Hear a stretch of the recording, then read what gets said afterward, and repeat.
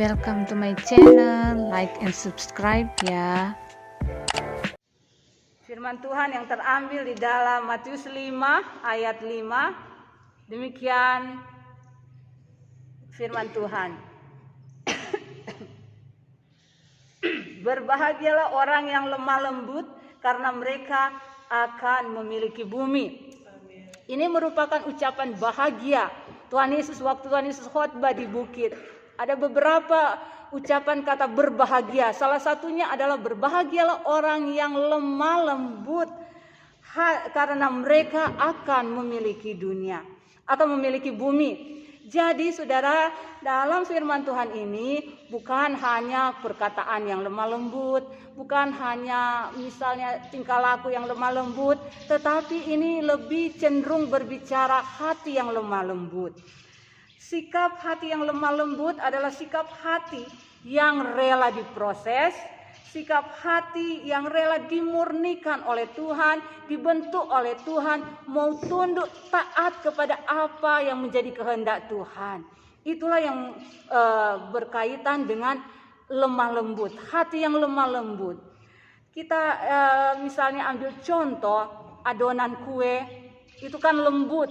Jadi si pembuat boleh membuat macam-macam ragam macam-macam bentuk dari kue karena adonannya lembut. Seperti juga tanah liat bisa dibuat berbagai macam bejana atau apapun karena lembut. Demikianlah dengan hidup kita. Dan Tuhan mau dimulai dari hati yang lemah lembut. Ada janji Tuhan ketika kita menjadi orang-orang yang memiliki hati yang lemah lembut. Janji Tuhan yang pertama berbahagia. Itu yang Tuhan Yesus katakan. Yang kedua adalah mereka akan mewarisi bumi. Mereka akan diberkati secara rohani, secara juga materi. Tetapi saudara, ada yang lebih lagi. Kenapa kita harus memiliki hati yang lemah lembut? Karena Tuhan Yesus memiliki sifat utama, yaitu lemah lembut. Di dalam Matius pasal 11 ayat 29 berkata, belajarlah daripadaku, perkataan Tuhan Yesus, karena aku ini lemah lembut dan rendah hati. Sifat utama Tuhan Yesus adalah lemah lembut dan rendah hati. Kita harus meneladani sifat utama dari Tuhan Yesus kalau kita mau serupa dengan Tuhan Yesus.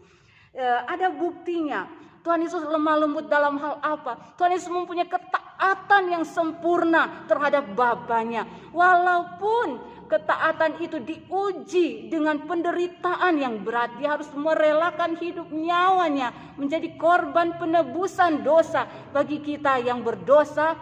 Dia rela taat sampai mati. Bahkan kita lihat betapa lemah lembutnya hati Tuhan Yesus. Ketika dia ada di Taman Getsemani, dia berkata, ya Bapakku, jikalau engkau mau, ambillah cawan ini daripadaku. Tetapi bukanlah kehendakku yang jadi, tetapi kehendakmu lah yang terjadi. Tuhan Yesus memiliki hati yang lemah lembut. Artinya apa yang Bapaknya kerjakan, dia taat, dia mau tunduk, dia mau lakukan. Karena hatinya lemah lembut. Walaupun itu adalah penderitaan yang paling berat yang harus dia jalani, yang harus Tuhan Yesus alami.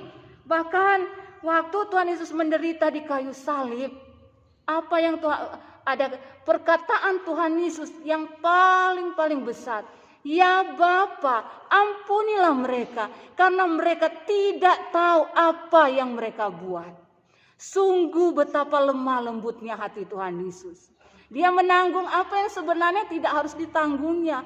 Apa yang sebenarnya dia lakukan itu sebenarnya karena kita, karena dosa kita. Tapi karena dia lemah lembut, memiliki hati yang lemah lembut dan rendah hati, maka semua dosa pelanggaran kita ditimpahkan kepada Tuhan Yesus. Dan dia rela menanggungnya. Dan itulah mengapa saudara, Tuhan Yesus katakan berbahagialah orang yang lemah lembut, karena mereka akan mewarisi bumi. Jadi yang pertama kita harus meneladani Tuhan Yesus. Karena itu sifat utama dari Tuhan Yesus. Yang kedua, kenapa kita harus memiliki hati yang lemah lembut, saudara? Karena di dalam dunia ini untuk kita disempurnakan, untuk kita mau serupa dengan Tuhan Yesus. Kita orang percaya tidak akan luput dengan namanya proses hidup, proses pembentukan, proses pemurnian. Dan ini akan dialami oleh semua orang percaya kepada Tuhan Yesus. Dan Tuhan mau lewat proses pembentukan, pemurnian dengan segala macam alat. Tuhan pakai alat lewat apa? Persoalan, permasalahan hidup dalam segala segi aspek hidup. Dengan apa lagi? Dengan orang-orang terdekat. Kadang Tuhan izinkan menjadi alat untuk memproses, membentuk, memurnikan kita. Tapi Tuhan mau kita harus memiliki hati yang lemah lembut. Artinya jangan karena kita diproses, kita seperti orang Israel yang hanya terputar-putar pada satu segi pembentukan. Artinya kita tidak mau lulus karena hati kita keras. Seperti orang Israel tegar tengkuk. Tidak mau diproses, cepat untuk bereaksi, cepat untuk menyerah. Tidak mau maju lagi. Mencari pelarian kepada hal-hal yang tidak berkenan kepada Tuhan. Ketika kita dibentuk atau diproses, dimurnikan oleh Tuhan, kita lari daripada Tuhan karena kita tidak mampu. Tapi yang Tuhan mau, milikilah hati yang lemah lembut. Kalau Tuhan izinkan proses, Dia akan bersama-sama dengan kita. Tinggal bagaimana respon kita. Ada banyak firman Tuhan yang akan menguatkan kita saat kita ada dalam proses pembentukan dan pemurnian. Ada Roh Kudus yang akan menguatkan, membantu kita supaya kita tetap ada di jalan Tuhan. Memang kadang-kala proses itu sakit. Tuhan Yesus saja, Dia dikhianati, Dia dijual, Dia diludahi, Dia ditelanjangi, Dia dipukul, Dia dihina, bahkan Dia disiksa dengan penderitaan yang luar biasa. Tetapi Dia tetap maju karena Dia tahu ada kemuliaan. Kalau Dia lulus, ada kemuliaan. Kita semua diselamatkan. Ada mahkota kemuliaan yang akan Tuhan Yesus terima sebagai raja di atas segala raja. Jadi ketika kita ada dalam proses pembentukan, pemurnian, milikilah hati yang lemah lembut. Relakanlah hati dengan mau berubah. Kalau masih ada yang tidak berkenan kepada Tuhan, singkirkan. Dengan pertolongan kuasa Roh Kudus, pasti kita akan mampu singkirkan dan kita berubah untuk maju lebih berkenan lagi, lebih baik lagi. Orang Israel, kenapa orang Israel lama diproses? Sebenarnya saudara, mereka ada di padang gurun selama 40 tahun. Karena mereka keras hati, tegar tengkuk, tidak mau dibentuk, tidak mau dimurnikan oleh Tuhan. Bahkan sebenarnya perjalanan mereka ke tanah perjanjian, tanah Kanaan, hanya membutuhkan waktu 11 hari jalan kaki. Tetapi diperpanjang 40 hari hanya karena tidak memiliki hati yang lemah lembut. Terputar-putar dengan segala macam proses yang mereka alami di padang gurun. Bukan hanya itu lagi, mereka harus berperang dengan bangsa-bangsa kafir. Bahkan mereka juga ada dalam pembuangan oleh karena hati mereka yang keras, yang tegar tengkuk, yang tidak mau untuk taat, untuk percaya, untuk memiliki hati yang rela, untuk mau maju di dalam Tuhan. Kita harus belajar. Ketika Tuhan izinkan proses pembentukan pemurnian, cepat-cepatlah selesai, cepat-cepatlah keluar. Supaya kita boleh naik level, naik tingkat, bisa lulus. Sehingga ketika satu sisi, satu segi kehidupan yang Tuhan proses, kita tidak akan kembali lagi kepada segi itu lagi, diproses lagi. Seperti tukang periuk yang membentuk bejana. Di dalam Yeremia 18 kalau saya tidak salah, itu tukang periuk ketika bejana itu rusak hancur. Mungkin karena keras hati, tukang periuk buat lagi yang indah di pemandangan tukang periuk. Ketika rusak lagi, buat lagi. Kalau selalu rusak, buat lagi, akan memakan waktu yang lama. Apakah kita tahan dengan proses demi proses oleh karena hati kita tidak lemah lembut? Kalau memiliki hati yang lemah lembut, pasti prosesnya akan dipersingkat. Dan ada berkat-berkat yang akan kita terima. Yang ketiga, Mengapa kita harus memiliki hati yang lemah lembut?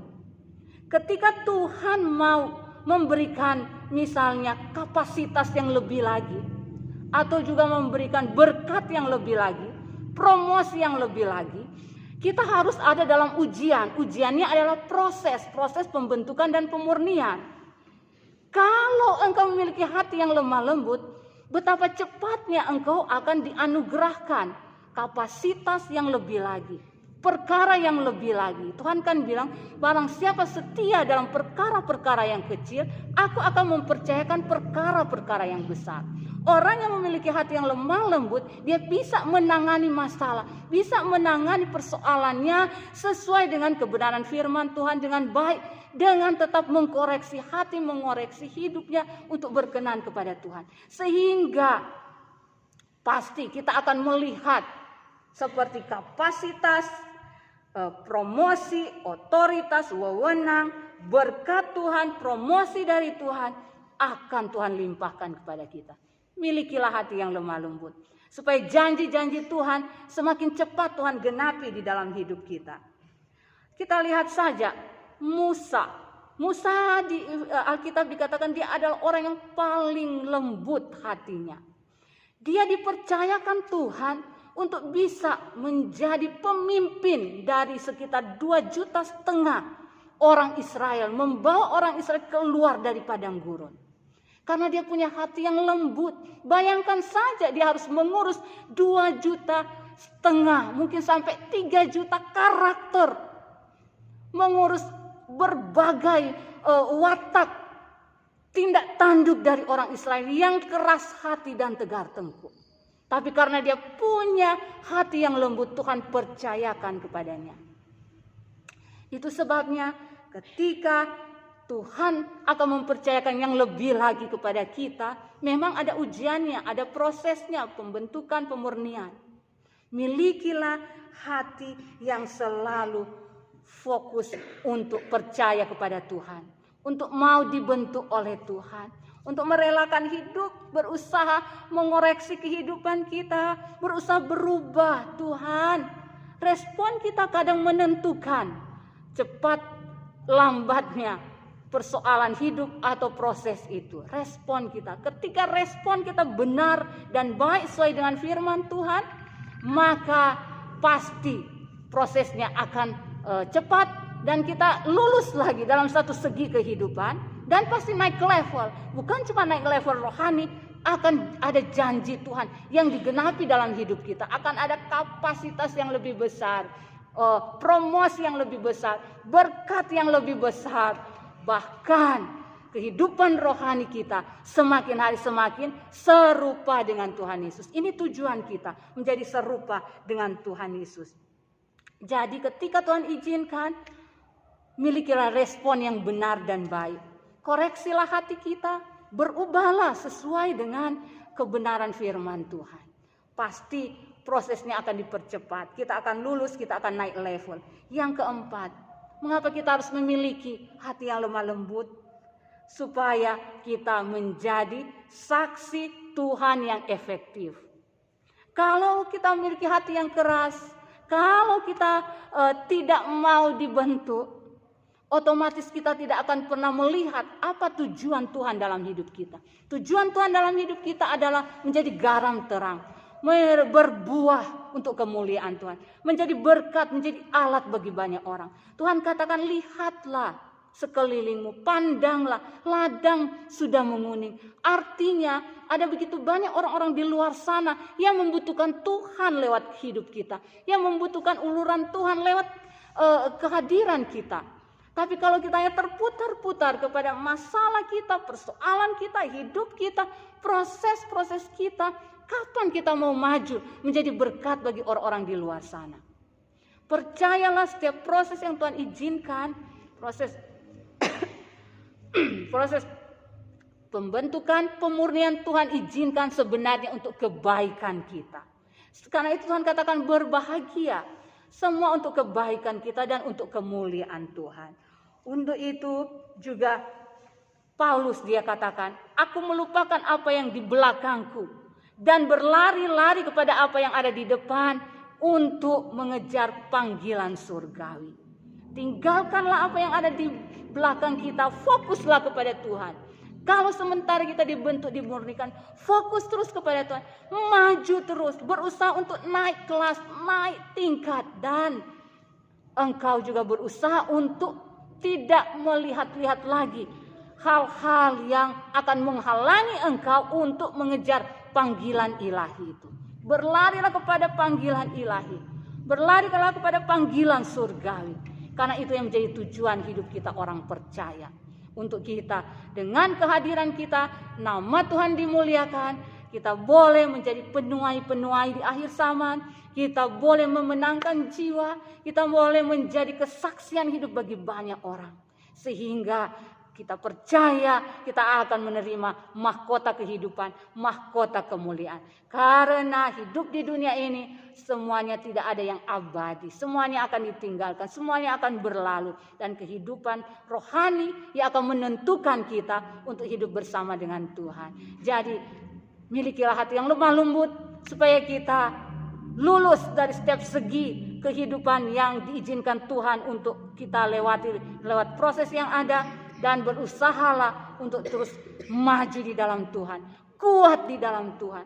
Tetap bertahan di dalam Tuhan. Jangan goyah. Ingat, teguhkan, kuatkan hatimu. Karena Tuhan ada bersama dengan engkau. Tuhan akan menolong engkau. Tuhan akan memberi kekuatan kepadamu. Tuhan akan memberi kasih karunia kepadamu. Tuhan akan memberi kemenangan kepadamu. Amin, firman Tuhan.